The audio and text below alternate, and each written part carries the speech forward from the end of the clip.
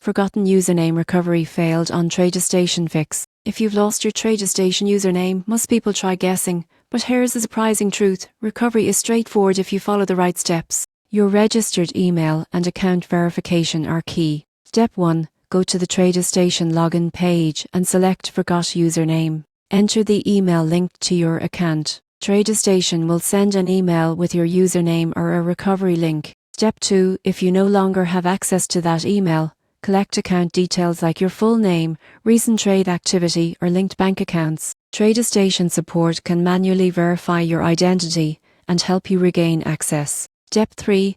Check your inbox, spam, and junk folders for the recovery email. Follow the instructions carefully to restore your username without issues. Step 4. If automated recovery fails, contact TradeStation support directly. Provide your verification information and explain the problem. Their support team will guide you through a secure recovery process to ensure your account is accessible again. Remember, forgetting your username does lock you out permanently. Once recovered, consider updating your account security settings, enabling two-factor authentication and storing credentials safely. This simple preparation prevents future access issues. With these steps, you can quickly regain control of your TradeStation account and continue trading confidently without interruption.